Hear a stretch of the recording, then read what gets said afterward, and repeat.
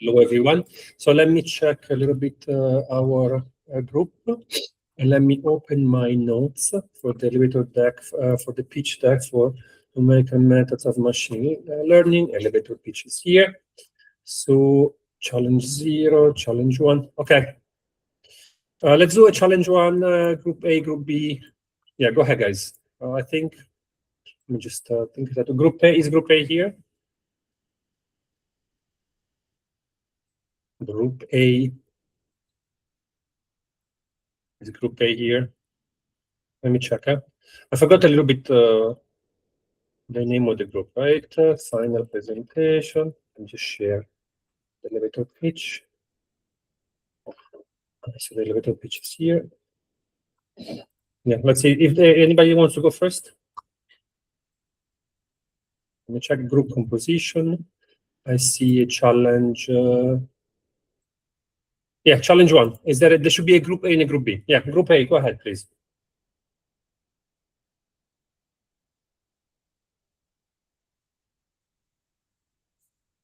Okay, group B ready? Guys, somebody can talk. Yeah. Group Yeah. B, right? Okay, I can share my. There are 2 groups. Pick one. When one goes first, don't worry. It's just 2 groups. So I will share. So A or B first? Let's go A first this time. Next time we go B Okay, first. okay. Okay. You guys were not quick enough. You know, if you had replied. Go ahead, group A then. Oh, also, Simon posted the evaluation for the past challenge, right? So again, just for exercise. Go ahead, group A.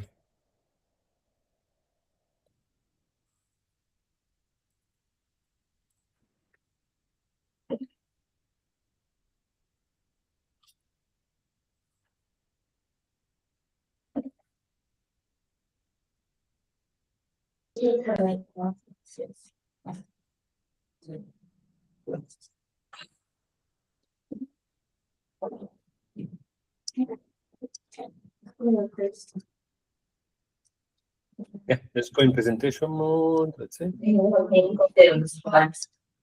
Okay. And my parts are basically done last time, and I'll just get to the part that is a little bit different. So here is we separate the images with k equals 5 equals 10 and k equals 15.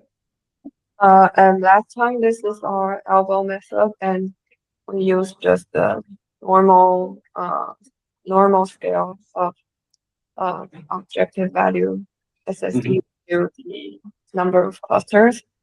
And last time teacher said that we can use the log scale, but when it comes to the log scale, it becomes like So it's too flat now. No, it's too flat. Yeah. Still, I cannot see it. Yeah. So, for task 1 is basically the same as last time. Yeah, just like this picture. Okay, so next we're going to task 2. Okay, so task 2 is my part. I'm sorry I couldn't present last week. Thank you to my team, they covered me. And next slide, please. So in task 2, our main goal was to find like better representation for images. So we used the discrete Fourier transform to transform the dots into the frequency domain using to capture the overarching structure of the digit rather than its exact position, right? We applied 2D Fourier transform to each image and took the magnitude of the frequencies. Then we used weighted masks with variable sigma equals to 3. I will explain next slide why 3 specifically. So then we used, not yet, sorry.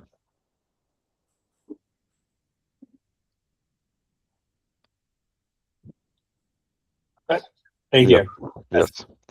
So we applied weighted mask. Then we got these results. You can see on the original image and after DFT and after weighted mask. And after optimal objective function value was 216,000. And in the previous slide, what was in the previous slide? Just with the K, can you go back? Next slide. Okay. Give me the baseline. Yes. And this is task 2.A, where we, as was written in challenge, didn't guess our very well weighted variable, but found it. So we ran algorithm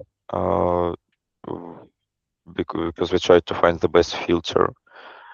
So we set up an automatic grid search to iterate through different sigma values from 1 to 20 exactly. So for each sigma, we applied the weight mask, ran k-means, and calculated the cluster purity. As you can see, for sigma equals 3.0, which was the best purity. And what is K here? What was the choice of K?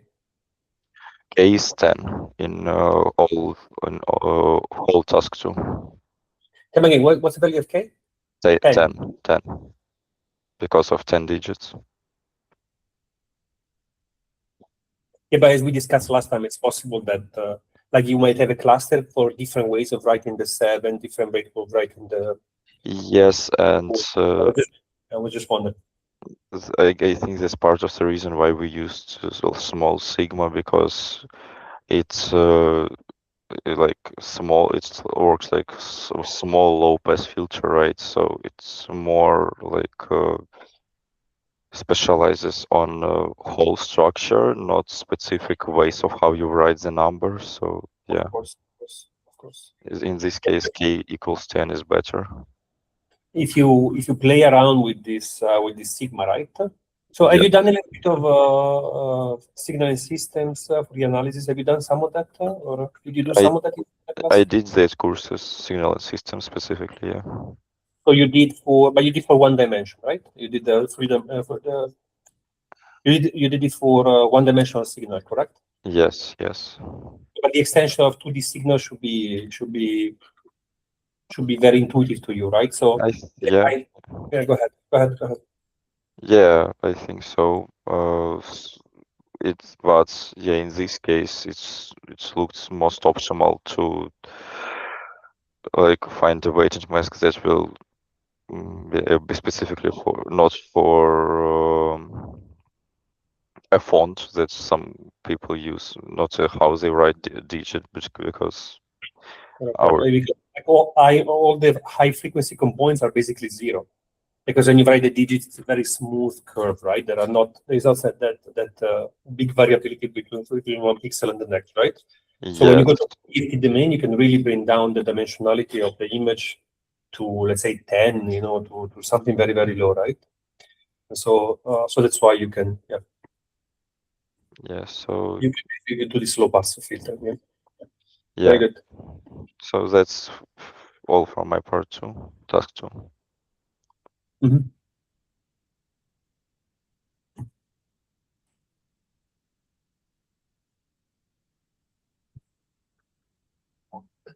Okay, go ahead. Who's task 3? Okay, so I just go through it. I have a presentation for last week, and I have sorry, next page. So you say that the curve of the test and training will be like the test will be a negative slope like that. So I think maybe it's because k of 10 is too small for it. So I try another for k equals to 30.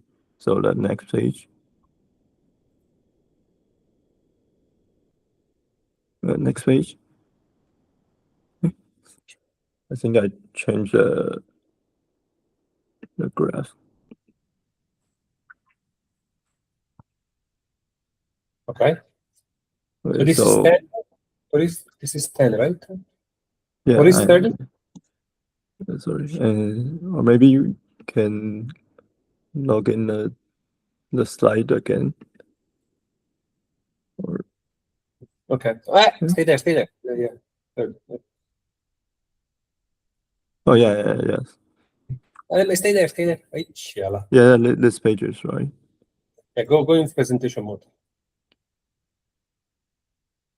You see? So I think K30 is like enough for the means to show that the curve is like this, and Wait, let me parse. Let me parse.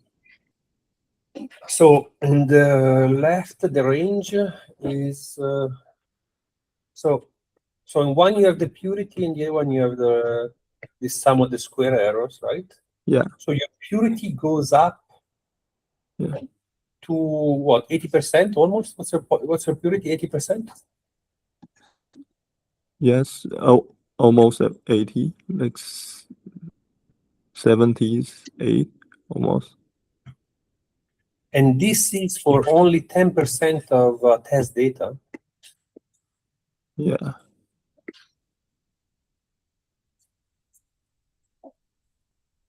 Oh. So is this one shot or is this averaged? It's average. I like the training was the initial core is like choose for 15 times like that.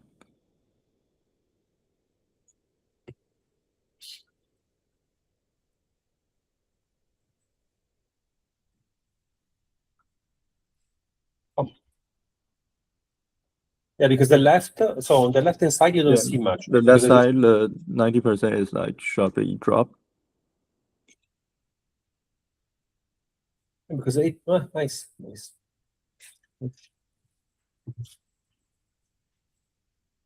Okay, good. I believe you. Yeah, just interesting. Yeah, and so you just go through the text for a part, and I think last time, yeah, teacher has a question of like, we have to change also can we change to a topological one? Mm-hmm. And that the data is like an array of 700 like that, and so is that I use a function of the numerical Python at image 1D. Sorry, next page. Can we change to the slide of a topological one? Yeah. Like the function at the right top. Yeah, so change the like an array to a graph. So I think it's easily to the computer to read that and will not cause a like highly power consumption. Yeah.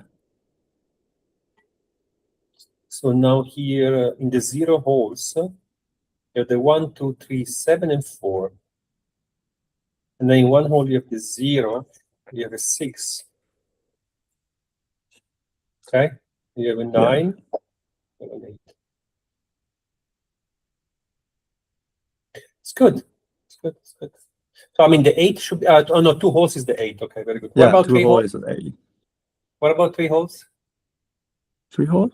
There's no 3 holes. Oh, I just for my sort, I just let like holes over 2 are all take part on for the 8 one. Yeah. Of course, it was a joke. Come on. Yeah. Okay, very good. Very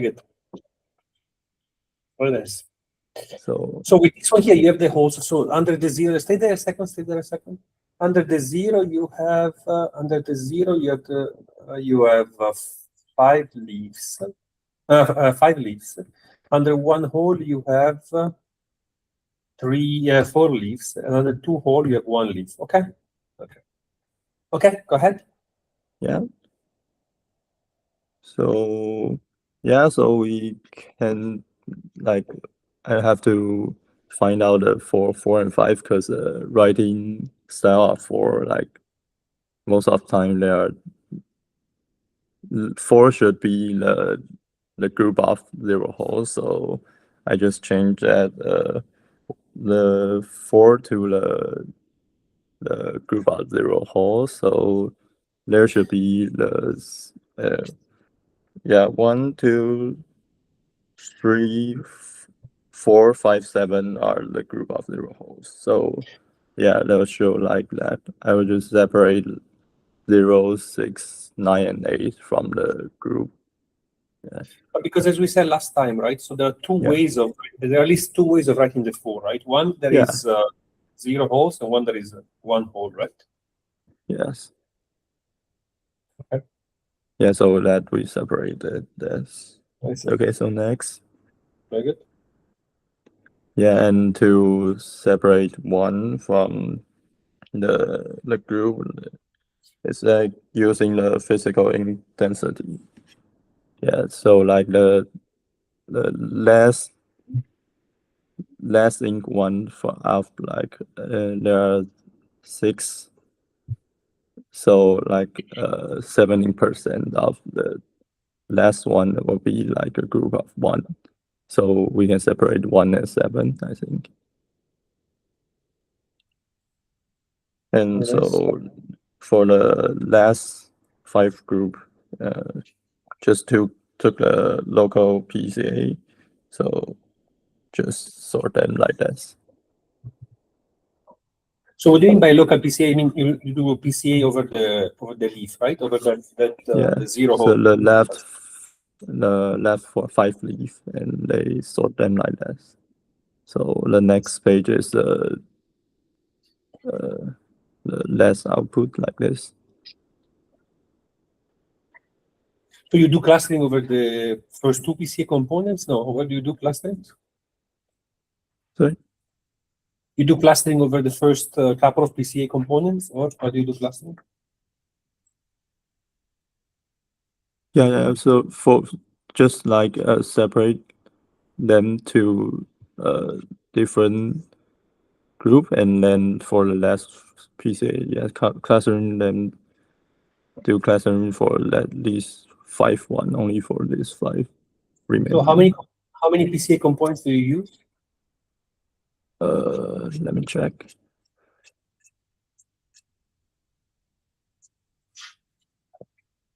Like how he's using PCA, and we haven't done anything class yet. So he knows the PCA is very low dimension. Yeah.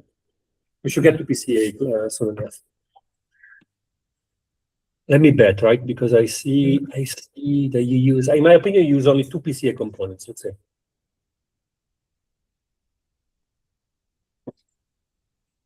Because you have the intensity of PCA component 0, right? Yeah. The intensity should be the first PCA component, and the second PCA component. Yeah. So how many components? 15. 15. Yeah. 15.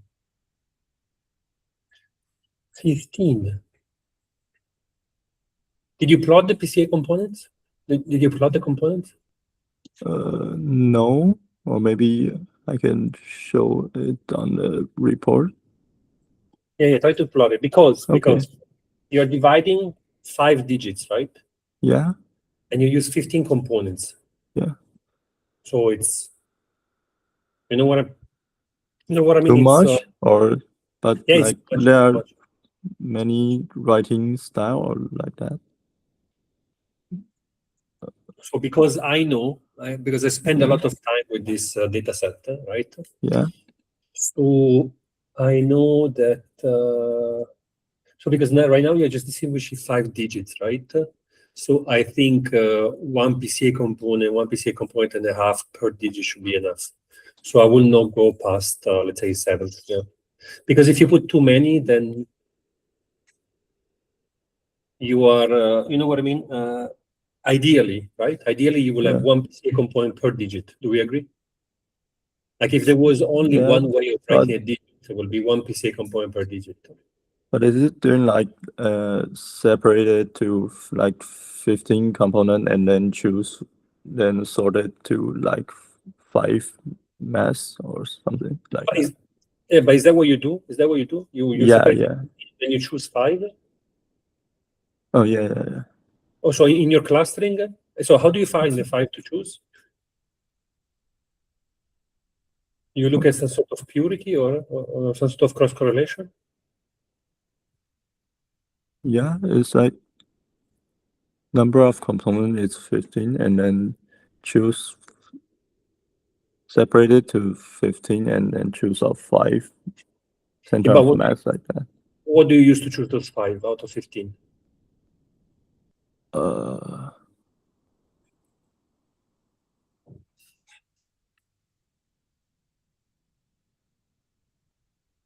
15. It's like You must- using k-means of the k-means of the center of it. Yeah, but k-means is not going to reduce the number of PCA components, right? Uh, So you have a matrix, okay? So you have the image, okay? yeah, The image is a vector, okay? Then you stack all your images into a matrix, correct? yeah, Then is equal to what? You have your 15 PCA components, right? And then you have a matrix where each vector represents one of the digits in the dataset, correct? yeah, So that one entry in the dataset on the left corresponds to a linear combination of your 15 PCA components, correct? yeah, Then you look at the vector of 1 times 15 that you use to obtain a low-dimensional representation of one of the digits in the dataset, correct? You put that object into k-means, and use k-means to cluster this whatever 6,000 vector of dimension 15. Okay. yeah. At which point do you reduce the dimension? At which point do you further reduce the dimension of the representation of the images? You don't, right?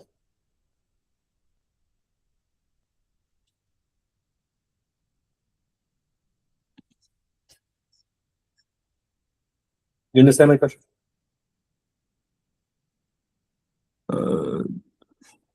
Not very sure. Okay, that's all right. But I just think that 15 PCA dimension is a little bit too much. I would just use less. Okay, maybe I can try like for the I just my feeling, smaller right? scale. Just my understanding of the Okay. problem.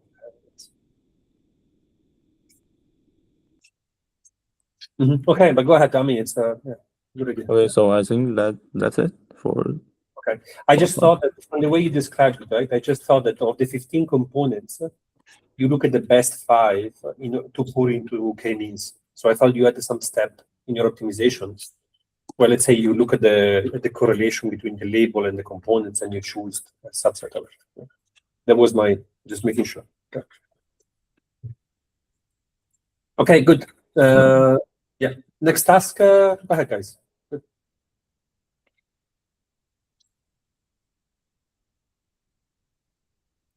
This thing is the end of the PowerPoint. There was a what was the last task? There was another task, right? What? Let me check. Was this the last task? Oh, last There was task. for edit What? distance, right? Oh, It was I the think edit distance yes. one. That was the edit distance one, right?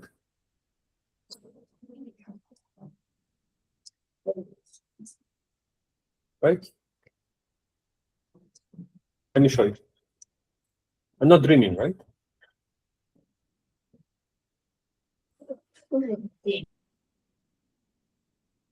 Come again?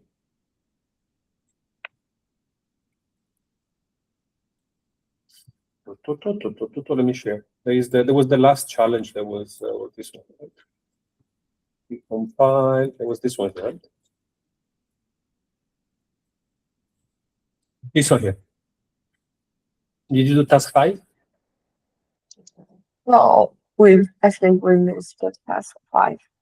That was the most fun one, right? The other previous tasks were just for fun, right? The task 5 was the difficult one. Yeah. Oh, Okay, next time, because in task 5 you really have to get together. Yeah, it's like the complexity is twice on the rest. Yeah. Okay, no problem, no problem. Let's see if group B. Okay, go ahead, group B. Tell me something. Okay, I share my screen. Yeah, go ahead, go ahead, go ahead.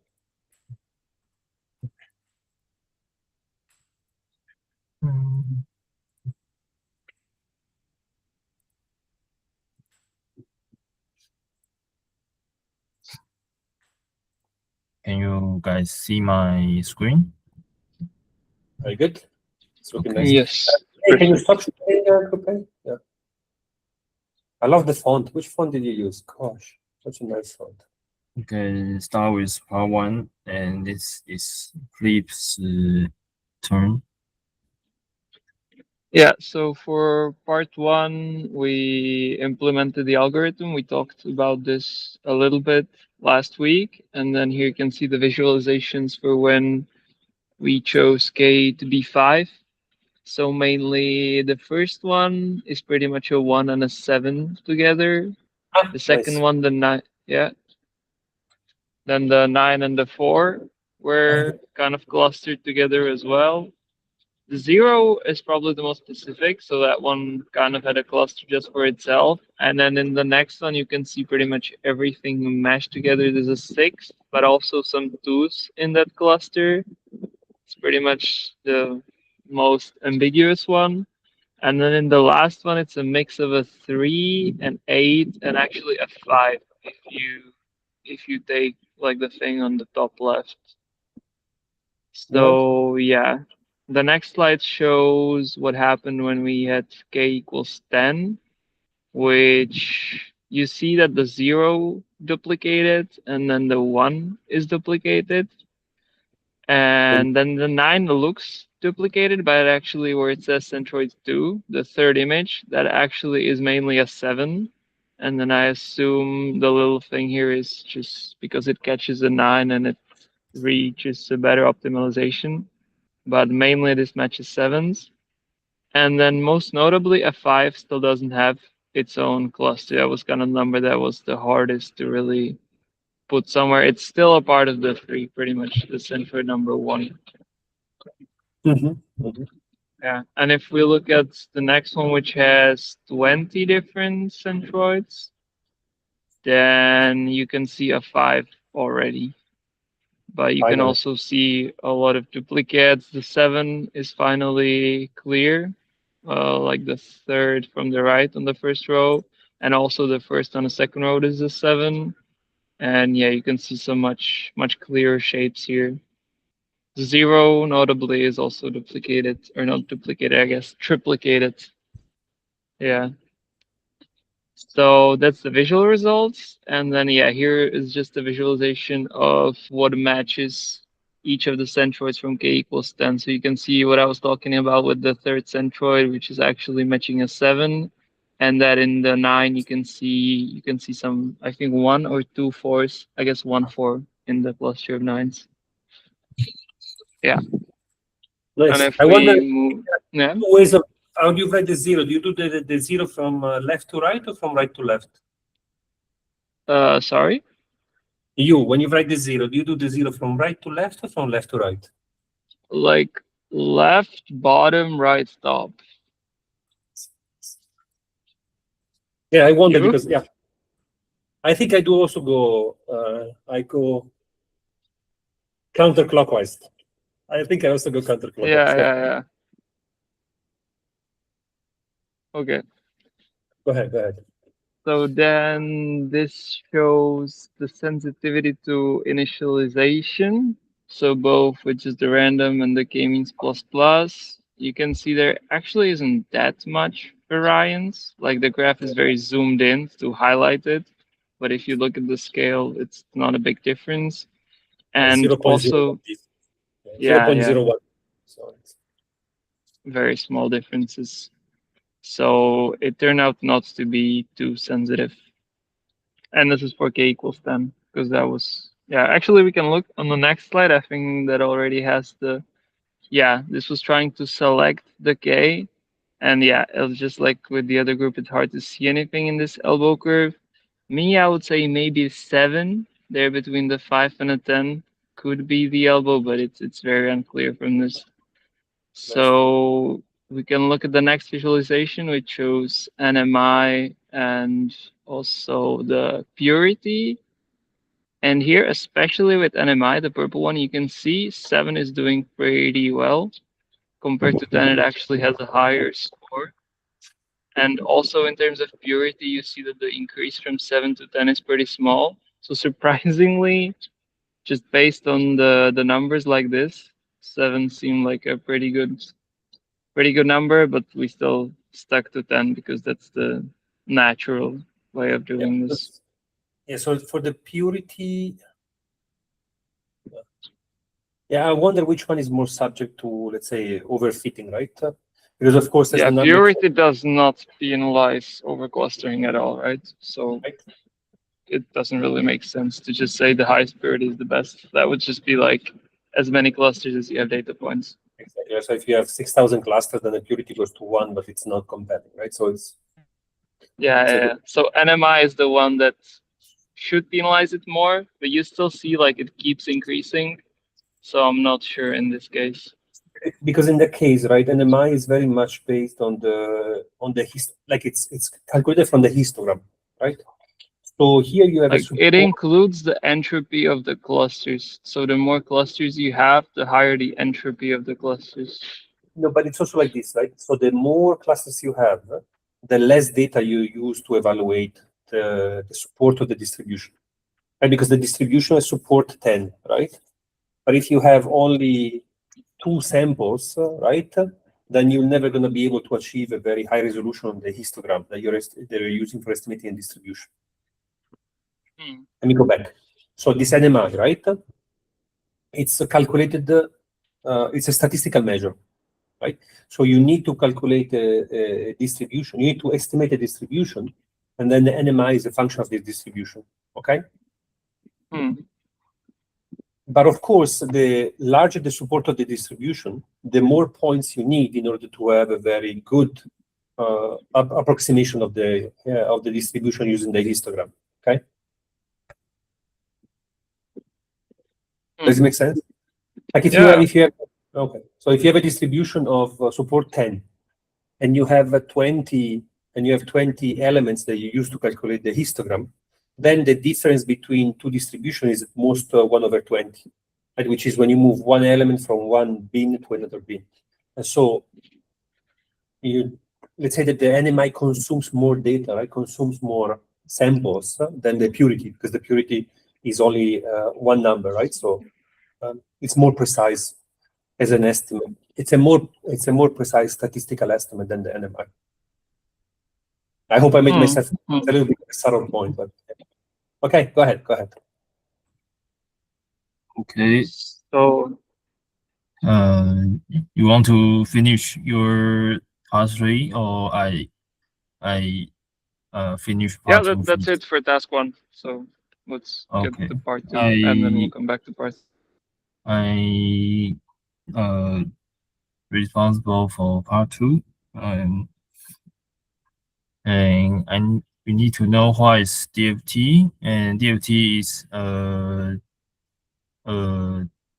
way to represent this kind of image, and you will find that the center will be the low frequency, and the edge will be the high frequency.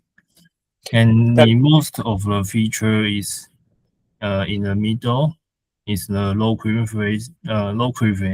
frequency part. So here is the filter we got. We got low pass, high pass, and band pass filter.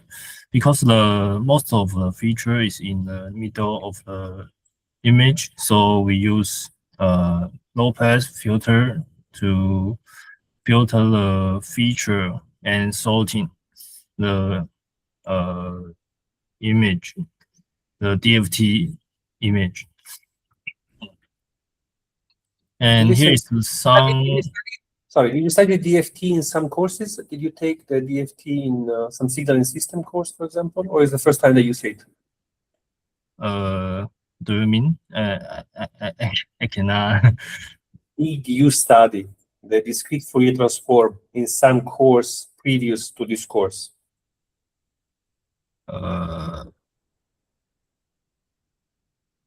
You mean I have not studied DFT as a other course. Have you or have you not? Yes or no? I no. I Okay. think no. So you're gonna see a lot of it during your bachelor, okay? You're gonna study it at least 3 or 4 times. So hopefully you're gonna enjoy. Go ahead. Okay.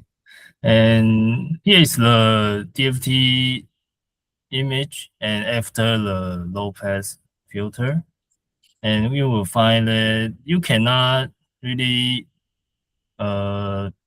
see what this kind of image is like.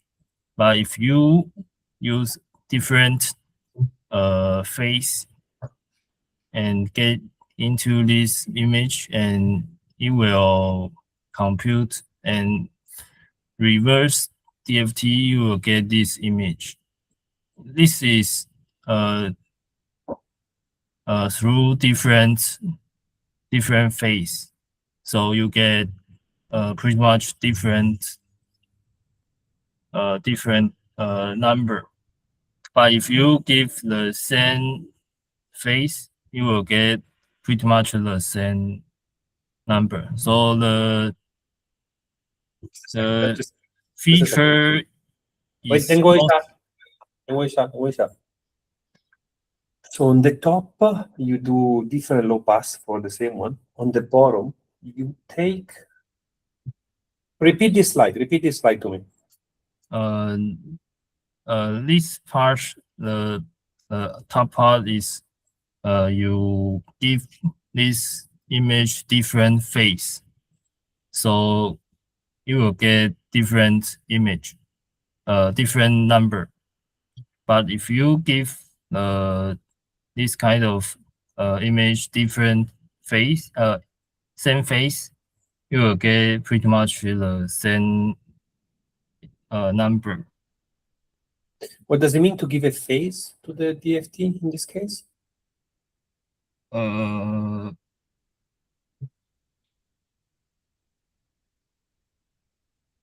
I think because this kind of image only shows the magnitude. Yeah. So you cannot distinguish the number by this kind of magnitude. Okay, you cannot use only the magnitude to have to reconstruct the image. Okay, understood. Yes. And so you need phase to distinguish different image. Yeah, this is the idea of this slide. The output is a complex number, right? So if you erase the phase, then you erase 50% of the information. So I agree with you. Go ahead. And this is the original image, and this is the low pass filter, but with different sigma. I don't know why this feature looks so weird. Weird. Go ahead. What do you mean by weird? Because this one is the DFT image and multiplied by this filter, and we'll get this kind of image. Yeah. But I don't know why I use bigger sigma, but the image looks not very different. It will pretty much like the center, but with a wider area. I don't know why it's not that different. I mean, for me, it makes sense, right? Because so you're multiplying it with something which is in 3 dimensions. It's like a bell, right? Yeah. And then this is becoming wider as the sigma increases. Yeah. And so you're suppressing less of the edges of the DFT, something like that. So it makes sense for me, yeah. Also, I think that maybe the image is normalized, right? So the coefficients are going to be normalized between 0 and 1. So maybe that's the issue. I'm not sure. Oh, yeah. Go ahead. Yeah, okay. And this is the image. It reverse DFT and get this image. You will see if you get a smaller sigma, the image after reverse DFT, it will a little not clear. But if you with bigger sigma, the image after reverse DFT will be much clearer. Makes sense, right? Because we said that the sigma controls the change, like how quickly can the color change from one edge to the other edge, right? Yeah. So if you have larger sigma, you allow for larger variations of color intensities, right? So in the first case, you see that the intensity can only vary very slowly, right? So you lose the definition of the loop of the 6, right? So Yeah. very nice. Okay. Go ahead. And we talk about the purity, and purity is the major class, the number of major class divided by the total samples. So if the purity is higher, which means your sorting is more successfully. So I compare the pixel domain and DFT domain, and we find that pixel domain have higher purity because we use MNIST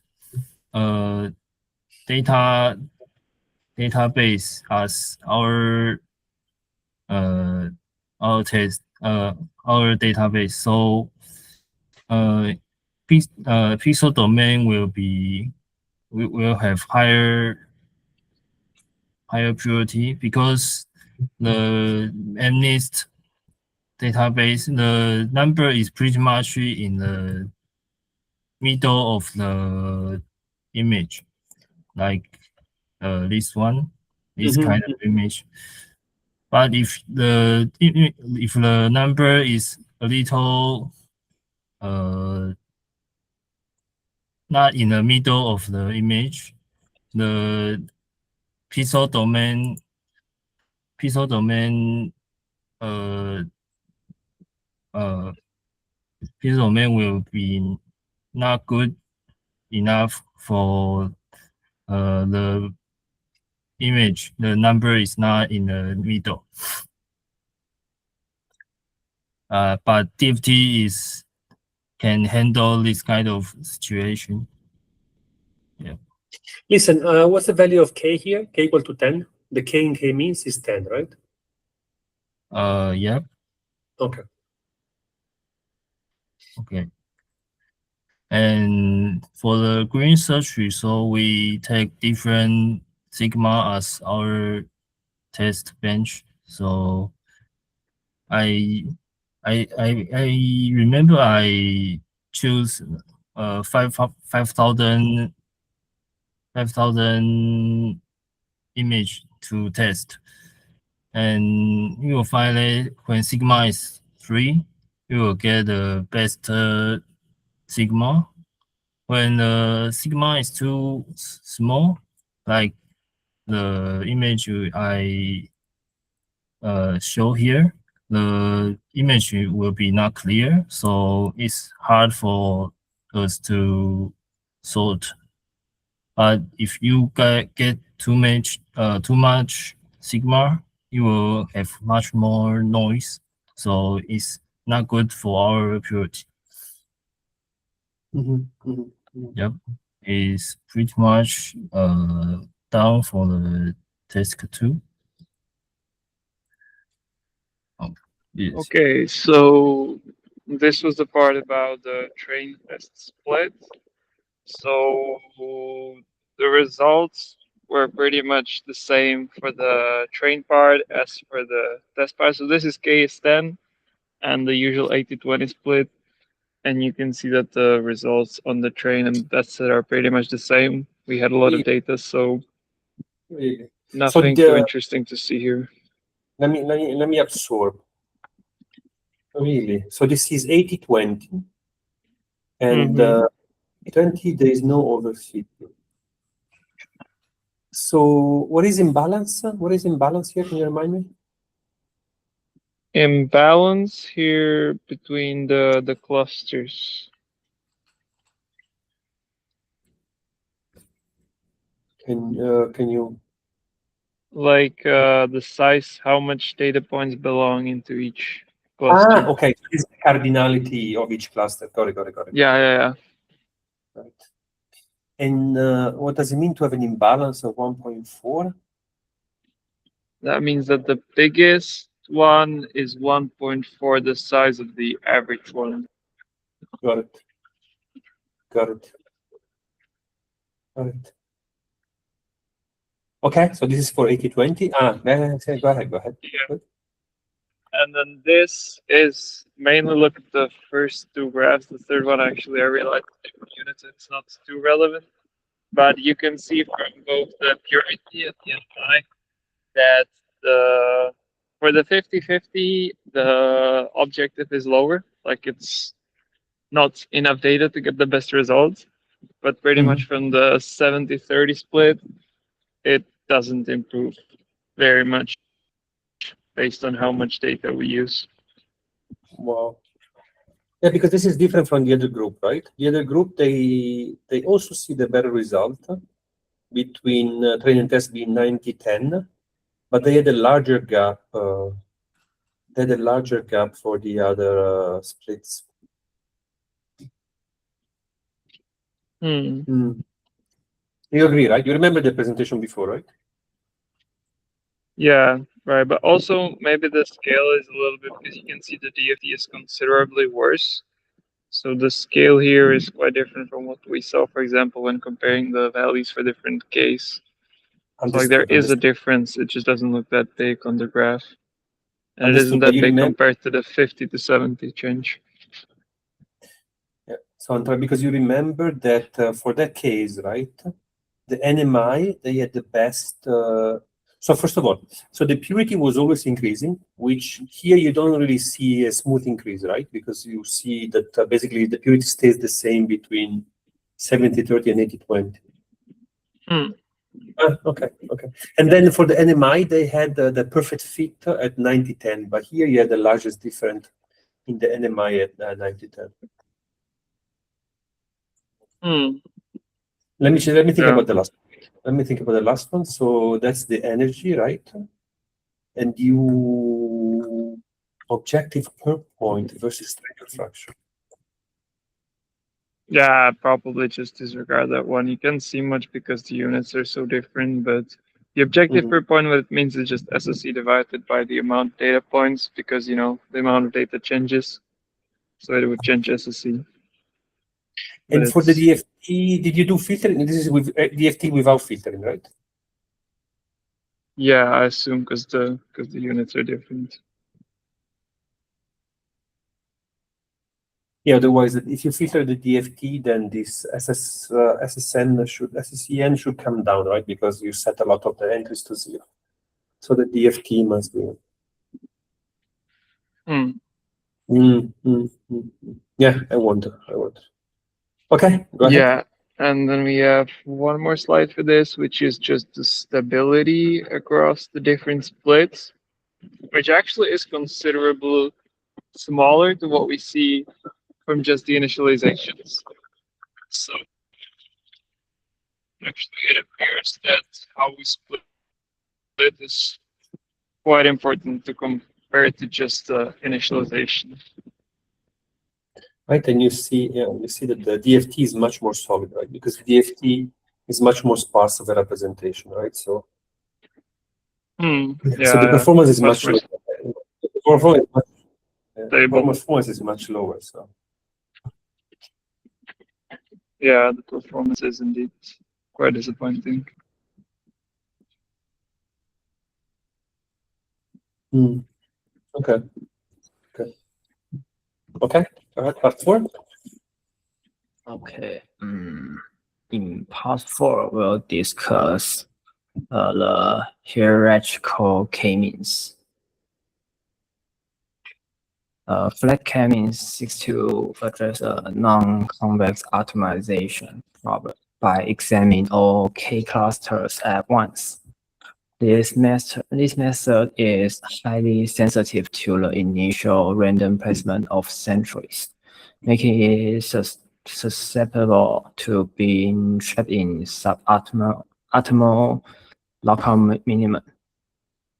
Additionally, it necessitates that the number of clusters K be predetermined.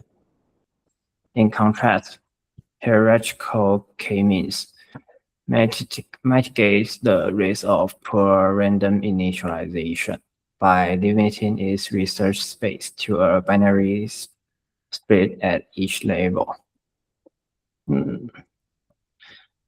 Although it does not guarantee previous page. Thank you. It does not guarantee a mathematically flawless global within cluster sum of squares. It often delivers a better or comparable partitioning compared to the standard k-means. Thus, it circumvents catastrophic local minimum.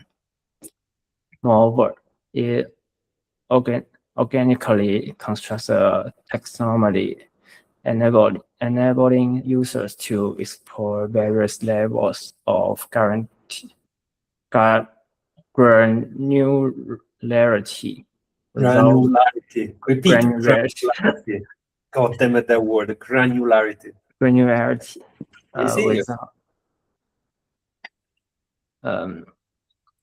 Without the need to rerun the algorithm from the beginning. Okay, next page, please.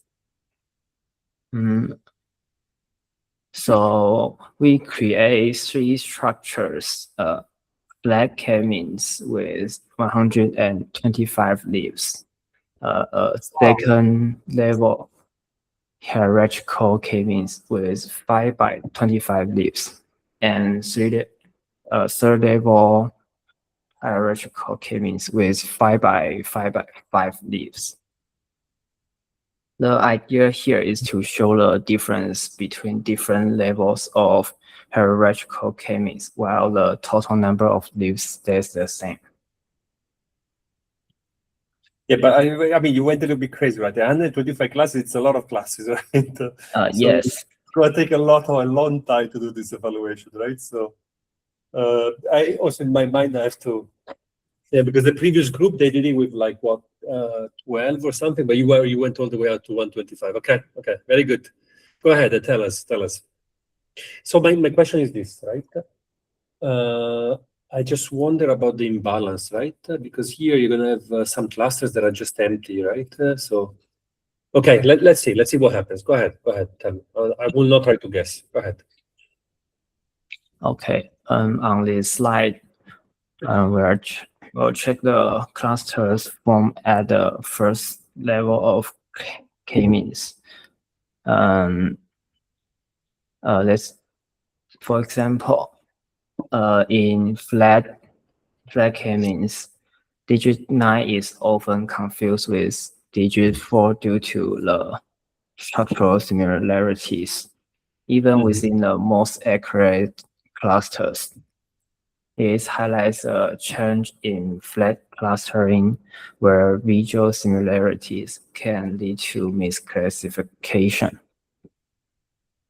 And consider the groups formed by digits 3, 5, and 8, as well as 4, 7, and 9.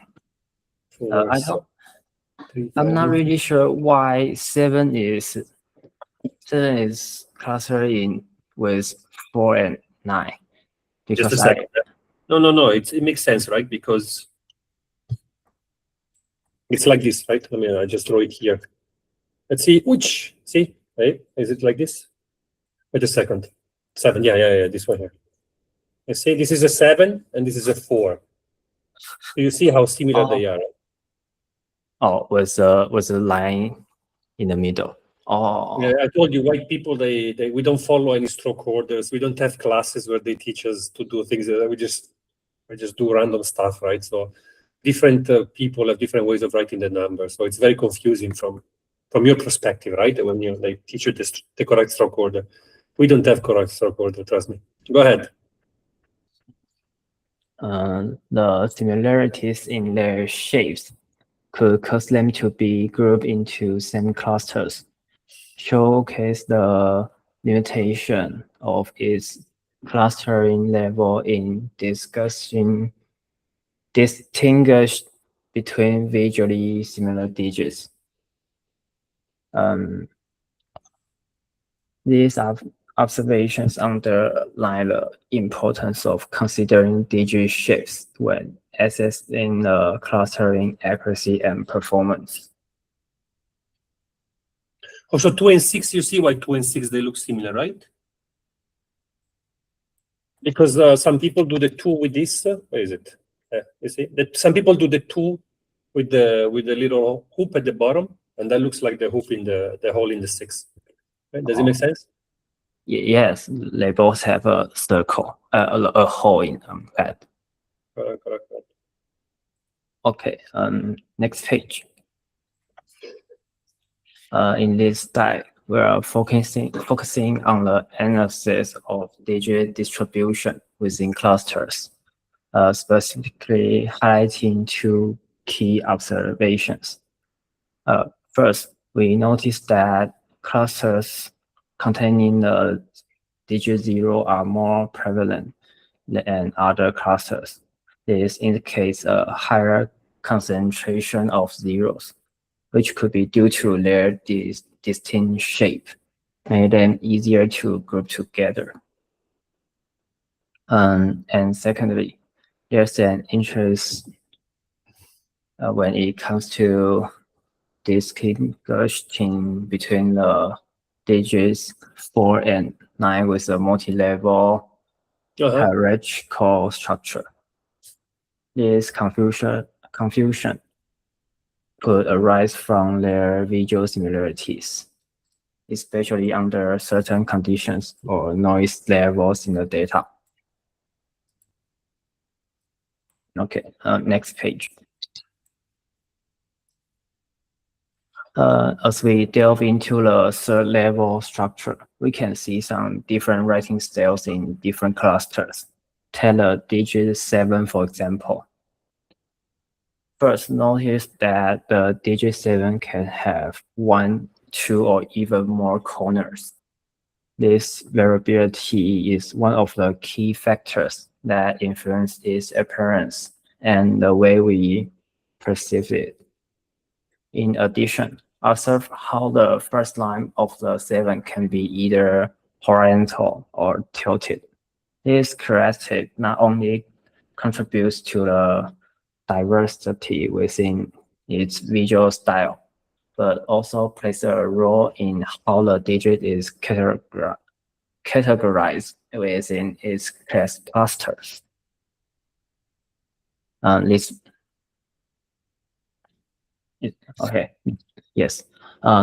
provides a comparison of each organizational structure. The flag structure requires significantly more time than the others. In contrast, the third level constructor saves 85.9% of the time compared to the flag structure. However, while the third level structure uses only 1/9 of the time that the flat structure does, it sacrifices some of its purity, which diminishes by 10%. But I mean, we've had the computation time of like a factor 8, right? So that's a nice block. I like this slide. Go ahead. Very nice. Okay, then I will do the part 5. They give you the most difficult one. Did you get upset, or did you fight, or did you ask for? Most of it I ask AI and study a lot. Yeah. And so part 5, the main idea is to convert the images to symbolic sequence, like from 2D to 1 dimension. Yes. And so I do it by, first I binarize the images, then I divide it into 2 by 2 non-overlapping patches, then encoding the patches into a symbol. And Repeat this to me. Repeat this to me. Why did you do this? 2 by 2 overlapping patches, and then you combine the patches into. non-overlapping patches. So why did you do this? Why did you do this? I will explain later.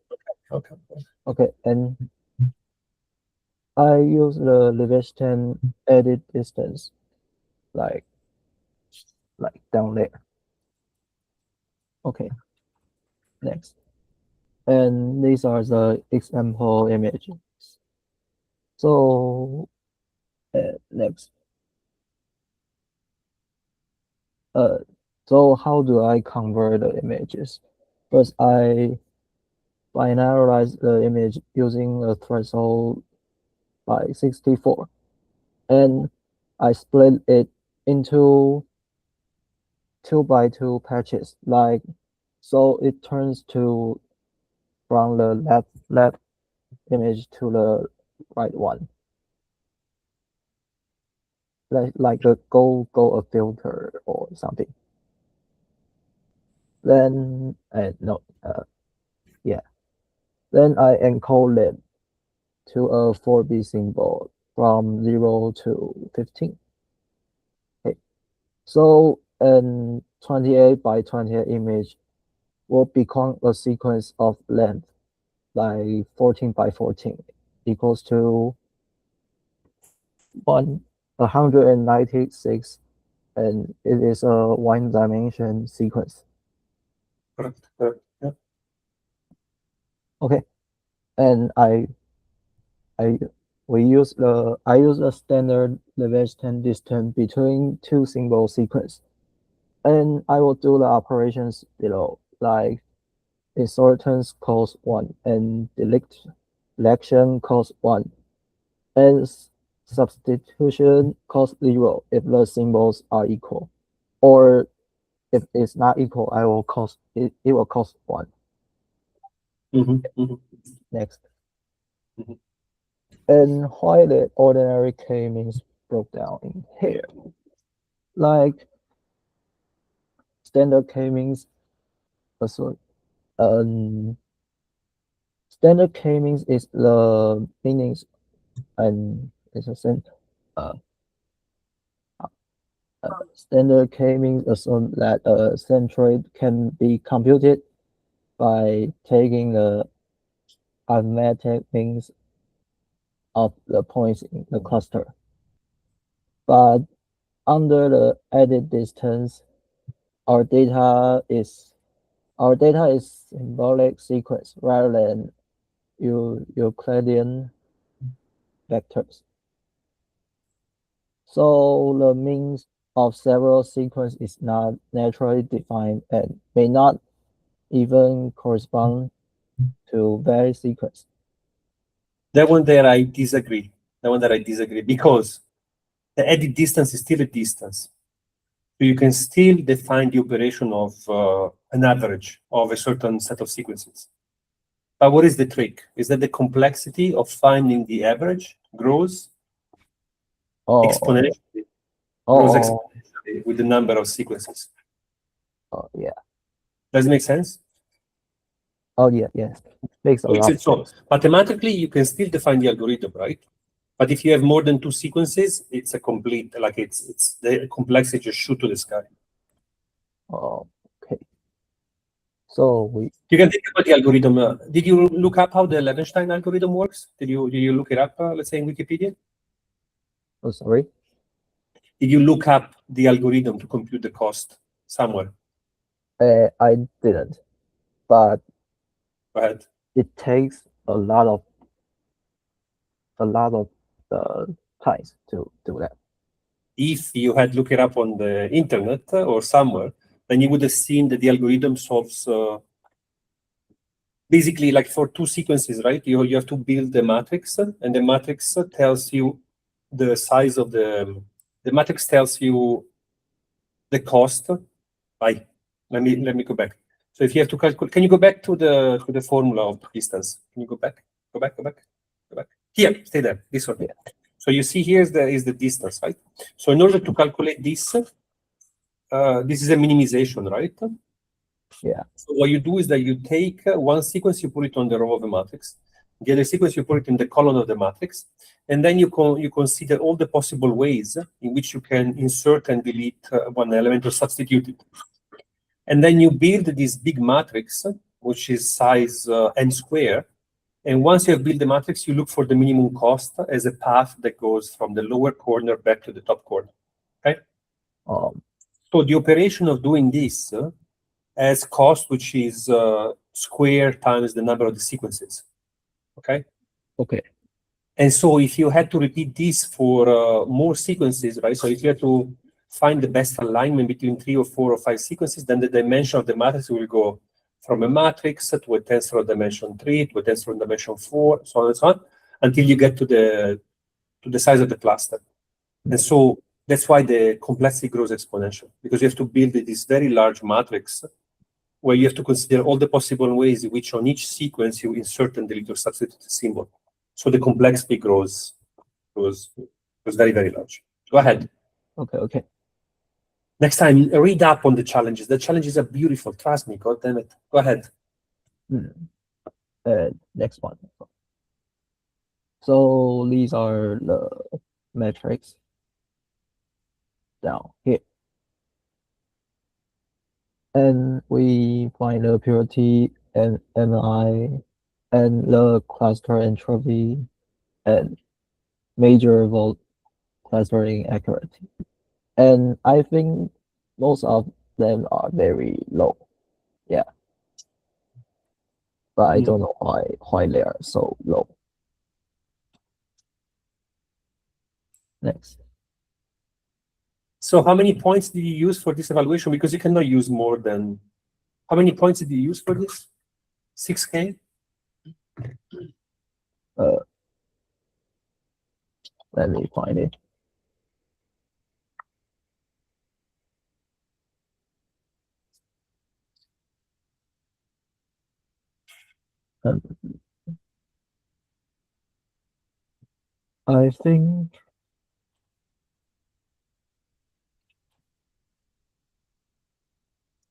I think it's 3K. 3K. And did you do multiple initialization or just one? Sorry, again? Did you do multiple initialization or you just did one run? I think I like 3 times. 3 times. Because here it would be nice to see the method, like in the report, just put the different methods that you obtain. Here, K is equal to 10, right? K is equal to 10, correct? Yeah. So what you hope to see, right, is that in the method that correspond to K to the digit 1, for example, you have the one with different orientation. Why? Because the edit distance should allow you to remove digits, right? Remove symbols, so that the one that is slanted down becomes a straight one. Oh. Does it make sense? So that's what I wanted to see, right? But for example, the O, you see that the O could have been slanted this way or slanted this way, right? So my hope is that if you remove some digits here, some symbols here, then the rotated O will become a straight O. So what I wanted to see is that you gain this ability of sort of adjusting the digit in some way to fix for the different ways of writing, right? Or for example, the 6, right? Maybe the 6 with this method, you will see the 6 that have different fatness of the hole in the 6 will correspond to the same method because the distance account for this type of transformation. Okay. Does it make sense? Yeah. You see that if you work harder, you discover nicer things. You know, if you work harder, you see nicer things in life. Go ahead.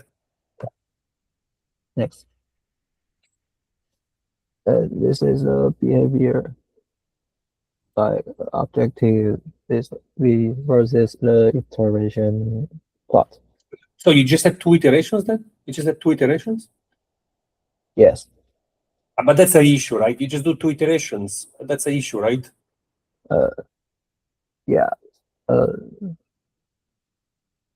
So how many should I do? I mean, I don't know the answer at the beginning, right? But if you just do, so the 1 iteration, right, means that you start from the random ones, then you update it once, and then you update it another time. So you can imagine that the amount of trouble that you can have cannot be too large, right? So yeah, I think that there is still a lot of time for the optimization to go down, but yeah. So do you have this? Is this figure? This is average or is only 1 run? Not. This is 1 run, right? Yeah. Yeah. I wonder because maybe this run was very unlucky. So you started from a certain initialization, then you couldn't move, so that's why your objective was flat. But if you had started from another initialization, then you would have had a nicer result. Oh, okay. Because evaluation, yeah, you understand, right? So since the evaluation is so difficult, right? Then if I were you, I would have started with a lower number of sequences. Anyway, yeah, there is something here that it's not consistent, right? It would have been nice to see like a bigger decay in the objective function. Here you do 1 iteration and you go out flat, but it doesn't seem very realistic, right? Go ahead. Next. And these are the joys. Nice. Go ahead. Next. And then the clusters.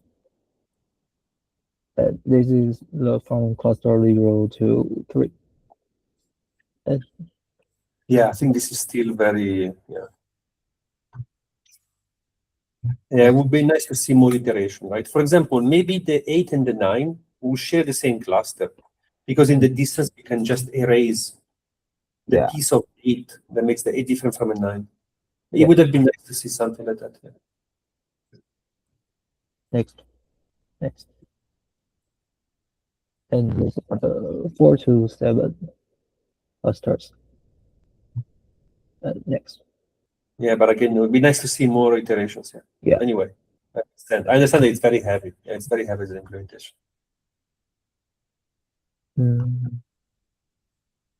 But the cluster for the standard, wow, nice. I think that's all. No. Look at this pairwise edit distance. That's nice. Okay. It's a pairwise edit distance. Now, Fal, you can suggest the students how to speed up the evaluation of the edit distance. You know? Yes. Can you suggest to them how to speed up the evaluation of the edit distance? No, because that's now Fal's research topic lately was this topic.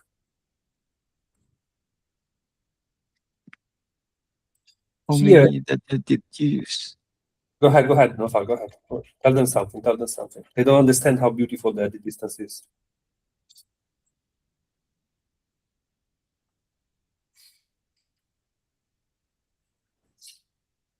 I think if only 100, it should be fast. But it depends how we did it, right? Because can you share the code that you use for the evaluation of the edit distance? Because I think if you write the algorithm yourself, if you write the algorithm yourself and you write it in Python, it's going to be very slow. You have to take some implementation,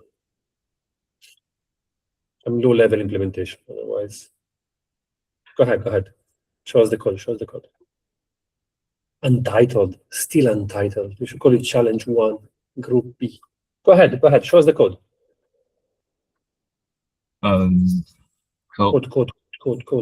We want to take code for challenge 4. And the code is not. What do you mean? The code? How did you do it by hand? You mean the test 5 code? Yeah, test 5 code. Sorry, test 5. Test 5 code is made by the. Oh, I will share it. Sorry. Sure. And You you guys can open again. Can you open again? Me? Yeah. Go ahead. You can share it.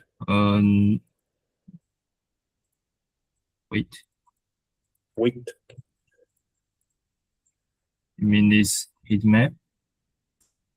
No, the code. We want to see Python code. We're done watching. The Python code is at the Jordan side. Oh, I sent it on the Discord. No? Really?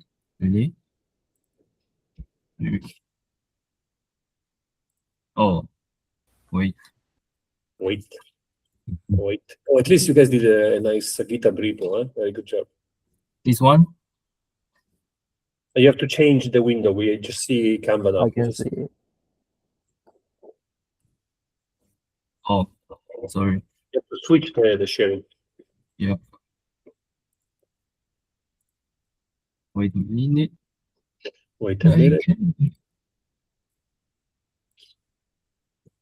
This one, right?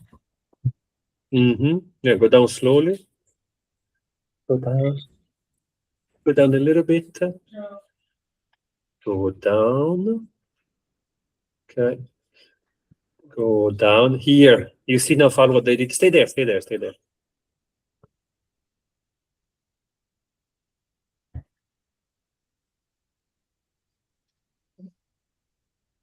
So can you tell me what's happening between line 74 and line 93?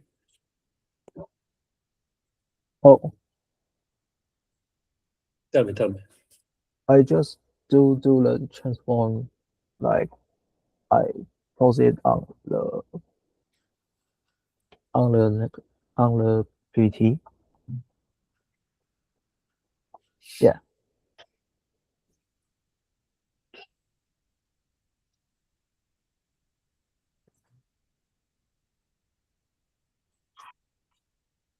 So, but this should be, yeah.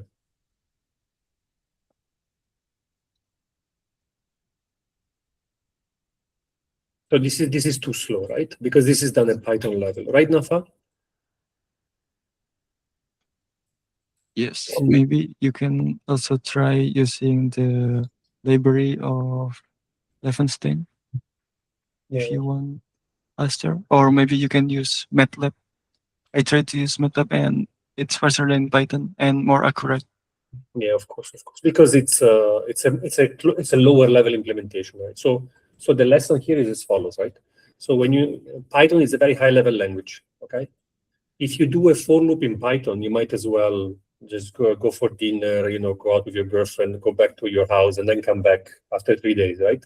Because the Python is not optimized for low level execution, right?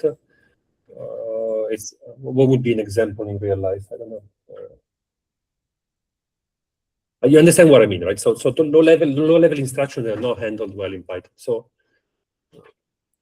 you have to find some library where the people they went and they wrote some low level package in Python to implement this. So that's why this is going to be probably, what do you think, Nova, like 10 times slower than the package one?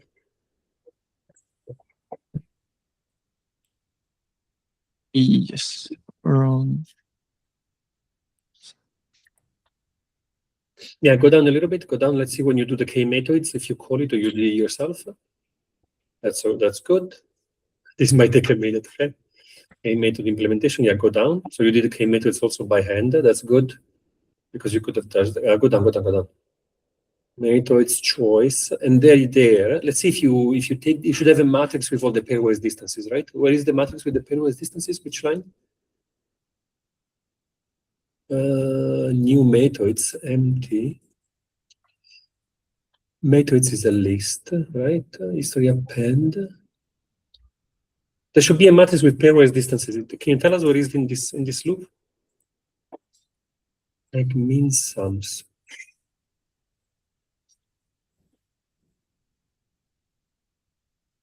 Hello?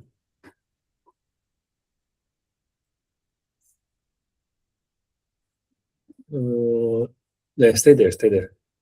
What is the pairwise distances? What are the pairwise distances? When you do the nemato, it's line 171, right? Then you go down and you have a mask.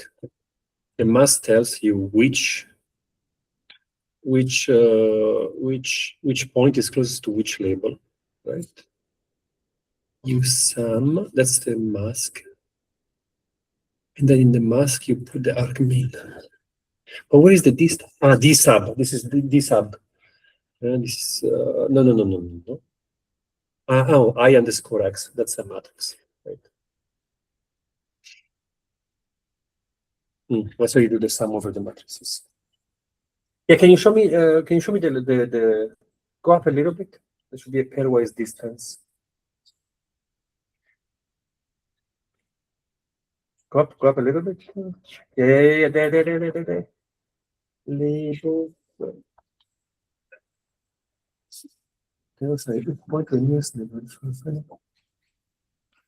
D. Yeah. So this is the D. This is the pairwise distances.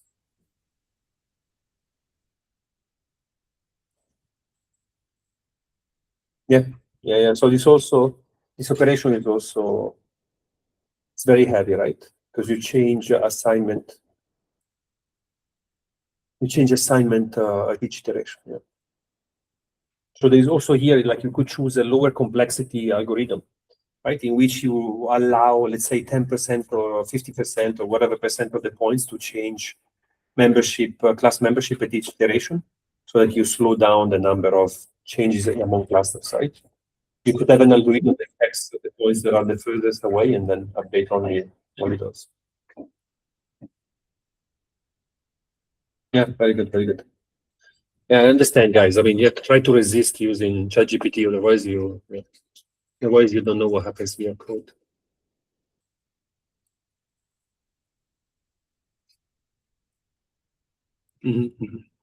Yeah, okay. Yeah, understood. Convergence to the K methods. But there you just did the two iterations right there. Yes. Okay, very good, guys. Very good. Okay, let's take a very quick break. We still have sort of half an hour of class. So let's take a quick break now. We walk around a little bit and then we come back. Okay, I'll see you back at 48, 3 minutes break. Then we try to finish it a bit early. Okay, ciao guys. I'll see you back soon. See you back soon.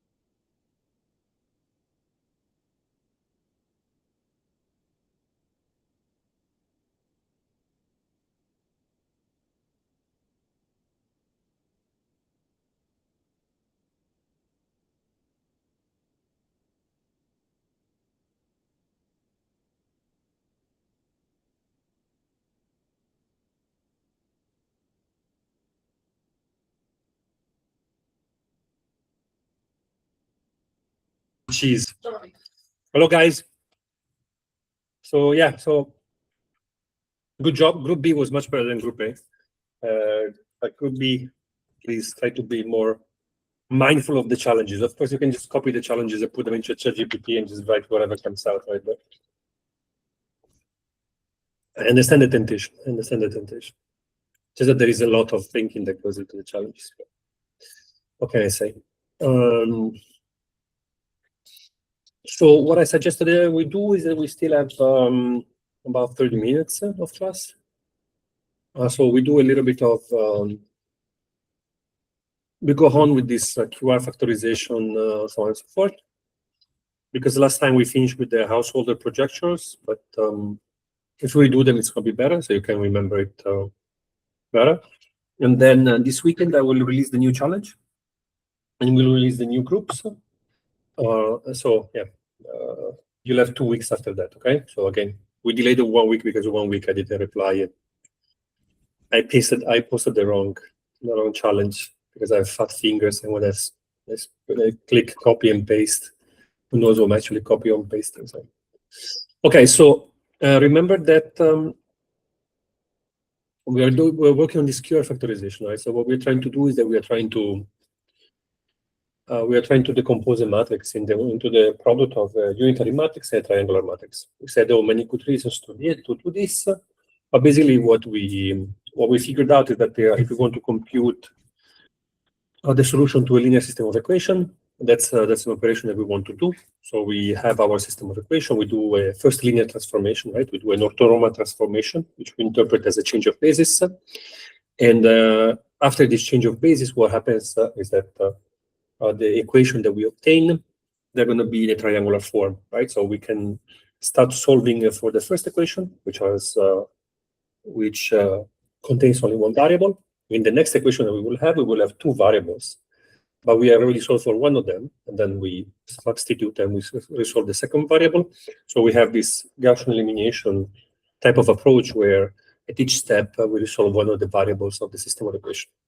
And we said, well, this is for the case in which we have a square matrix. If we have more variable or fewer variable, then we saw how the math goes, so on and so forth.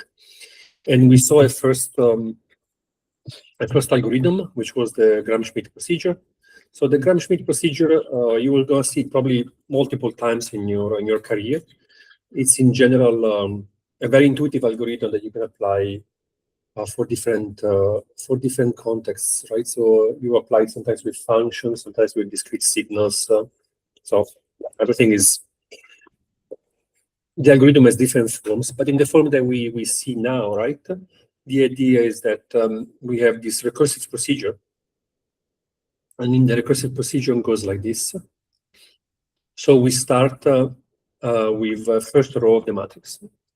And what we do is just we normalize the row of the matrix to have power 1.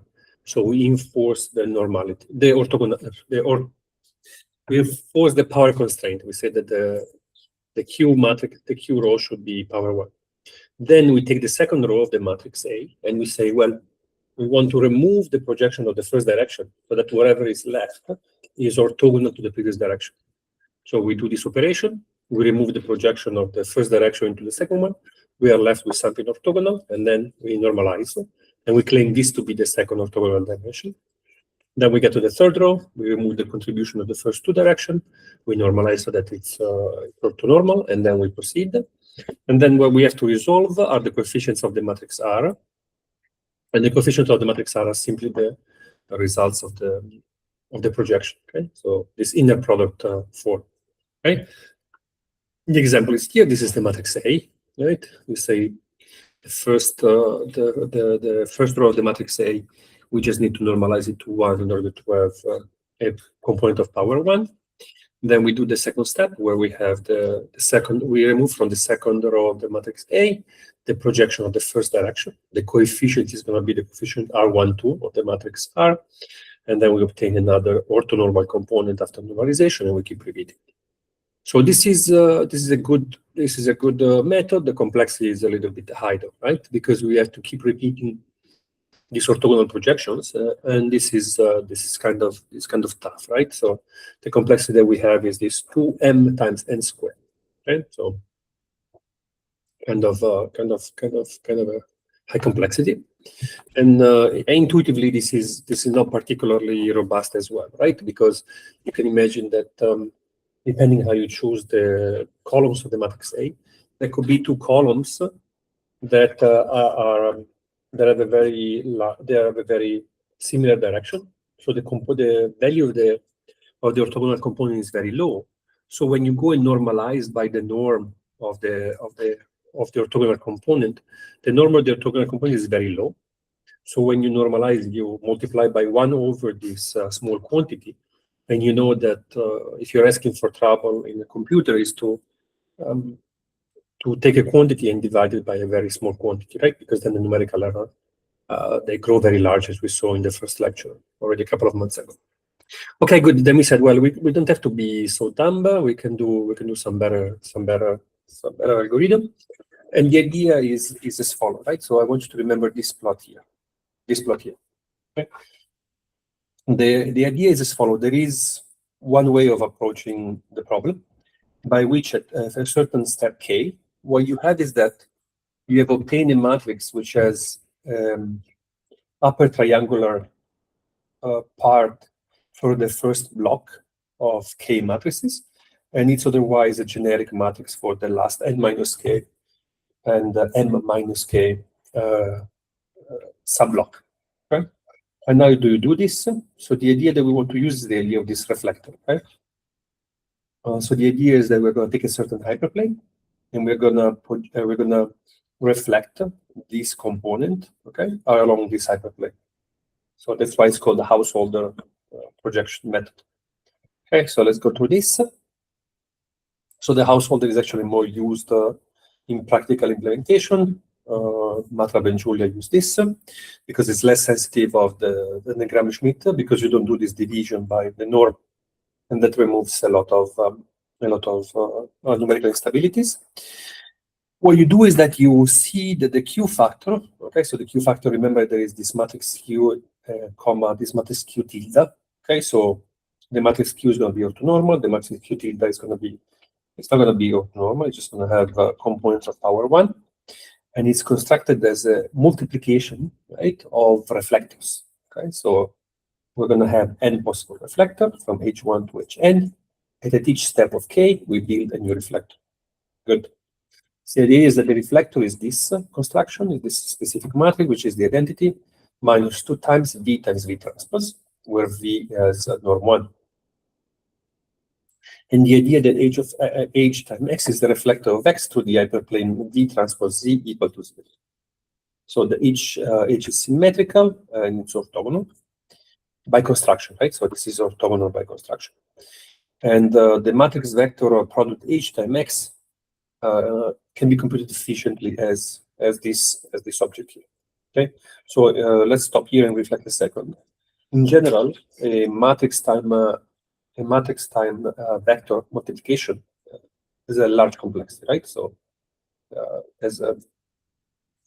it can be optimized to the point where it has a complexity to the power.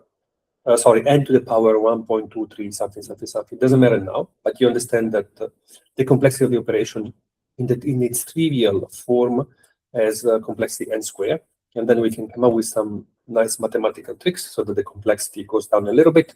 But this is sort of the problem that we have, is that the vector times matrix is in general complex operation. So this reflector has the nice property that actually this multiplication has a complexity of an inner product. Okay, so this is a complexity n, so much more appealing as a complexity. And in fact, this is complexity of 4 times p, which is very different than p to the power of n squared, which you will have with a trivial implementation of the matrix multiplication. Okay, so good. So we are given a p vector, y1 to yp, and we define this omega. So we just focus on the first component, okay? And then we define this quantity here, right? So the sine of y1 multiplied by omega. And then what do we do then is that we build the first reflector based on this matrix W, right?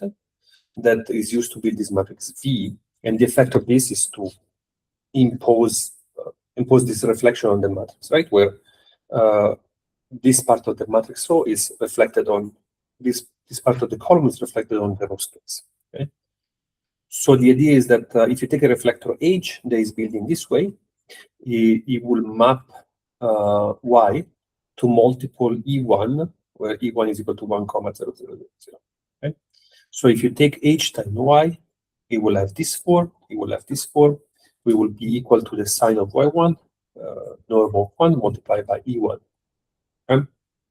Good, so this is the geometrical interpretation that you have. So this is the original Y vector that is given to us. We use this Y to construct this omega. This omega then constructs the V, which is the hyperplane here. And then the reflector brings this Y and it reflects it back onto the first component.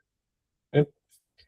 So this is what happens. So the idea is that at each step, what we want to do is that we want to reflect this onto, one of the columns of the matrix back onto its row.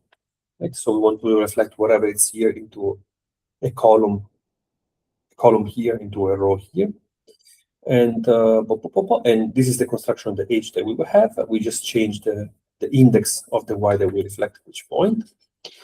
And yeah, and this is how the algorithm progresses. Right? So at each step, we are creating this sub-block where we have an upper triangular matrix here, a dense matrix, and a non-zero matrix. Okay. Good. So remember that this works for any shape of the matrix Q. So if your matrix R is a skinny matrix, then you will have a first part which is a dense upper triangular matrix, and then it will be followed by a non-zero matrix. Then multiply your Q tilde matrix. Okay. So remember, so the algorithm is very simple. So you take the Y to be the column K in the indexes between M and K. Then you compute the reflector, and then you multiply the matrix by the reflector that you have obtained, and this operation has the role of increasing the size of your upper triangular matrix. Repeat this, and everything goes through. Very good. So what we said, what matters for this algorithm is the complexity, and we see that in the complexity we have this saving, right, of -2/3 n to the cube flops. So this is an n cube. So saving any portion of n cube, it's a very good saving. Okay. So of course the leading complexity is still m times n squared, but you have, let's say, you have significantly reduced your numerical complexity, and you got rid of the instability that comes from the normalization. Okay. Good. Remember that this. So the R factor, it's the matrix R, which is at the triangle followed by a 0, and the Q factor contains this Q tilde that has components that are normal, right? So the decomposition takes care of the general case in which the matrix A is either skinny or fat or square. So this is a good sense. Complexity there. Good. So this is the Householder projection algorithm. Try to remember it. Keep in mind this figure here, which describes how you take a vector and how you choose the hyperplane around which you want to rotate it, you want to multiply it so that this direction becomes this direction. So this is a transformation that, if you apply it multiple times, can be used to bring any vector of the matrix A that in one of the E1, E2 all the way to EM. And yeah, and that's it. We move forward from this. Good.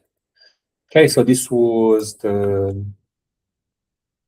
Householder with which we finished today, last week, and now we go ahead and we try to see what we want to solve with this. Okay, so now we have a nice algorithm, and what we want to do is that we want to solve linear equation. Of course, this is one of the crucial parts of any linear algebra software. So if you want to have a machine and you want the machine to solve problems efficiently, then the first problem that we should be able to solve are linear equations, because they appear everywhere in science and engineering.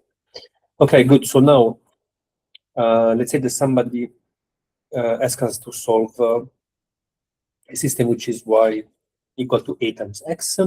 We said that if you have the QR decomposition, then we don't compute a to the minus 1, but we can compute this r to the minus 1 times q transpose, and this saves a lot of problem. Why?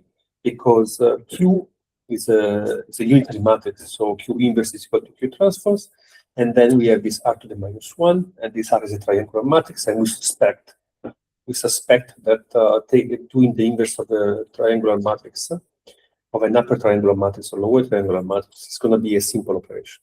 Okay? Good. So if you want to solve ax equal to b, then we start by factorizing a times a equal to q times r. Then we compute y is equal to q transpose b. So we do a first change of basis of the problem, and then we have this rx equal to y, and computing the r to the minus 1 is easy here because since it's upper or lower triangle, it doesn't matter. Then we just do back substitution. Solving back substitution is basically the inverse of an upper triangular matrix. We look at the complexity here, and of course, we said the QR factorization is an n cube complexity.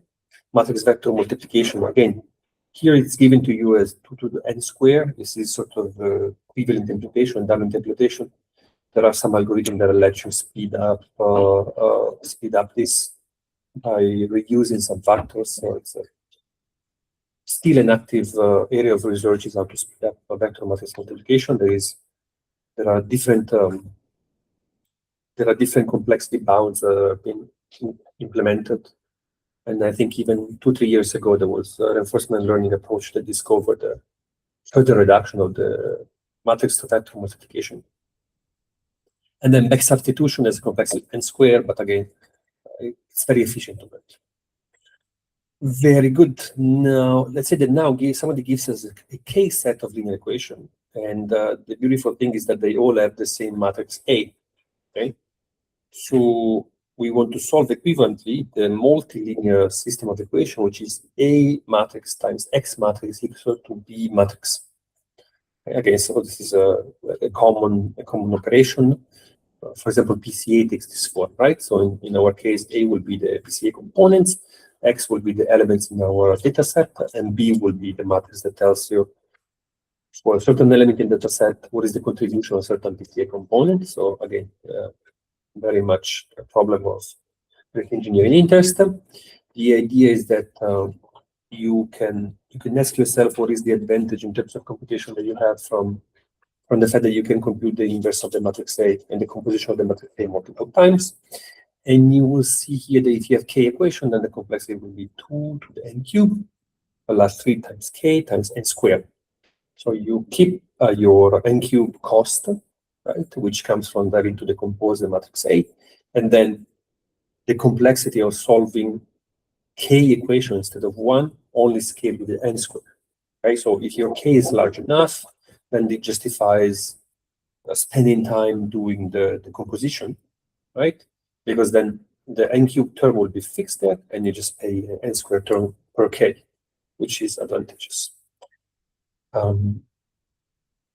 So if K is small, then you still pay the cost, which is the cost of solving one equation instead of K. But when K grows larger than n, then of course you start having some numerical savings. Very good. So let's say that we have an application, we want to compute a to the minus 1 to solve the matrix equation ax equal to phi. Right, then you can see that the complexity of this will be 2n cubed plus n cubed, which is 3n cubed. And why do you want to do this? Because then you will have the r times x1 is equal to q transpose e1. Right, so the xi column of x is equal to q transpose e is the transpose of the ith row of q. Okay? So, something useful. Good, then factor and solve. So let's say that we will take this factor and solve approach. Let's say that somebody tells us to write AX equal to solve AX equal to B. And first we write A as a product of simple matrices. So we write A1 is equal to A is equal to A1 times A2 times equal to AK. Then we solve A1 multiply A2 all the way to AK times X is equal to B. And we want to solve K equation. So the idea is that we will solve A1 times Z equal to B, A2 times Z2 equal to Z1, blah, blah, blah, all the way to AK times X equal to ZK minus 1. And this type of decomposition generalizes the QR factorization, because in this case, K is equal to 2, and A is equal to Q times R. Then we will have another decomposition. So in the QR, we have unitary matrix times upper triangular or lower triangular, no problem. LU factorization is what we're going to do next. One is lower triangular, and the other one is upper triangular. Or you can have a Cholesky factorization, which is something that we will solve later. But basically, this is the AX equal to B is a fundamental problem that we always want to solve. And we want to ask ourselves, is there a particular way of decomposing the matrix A so that we can bring down the complexity of solving AX equal to B? Okay?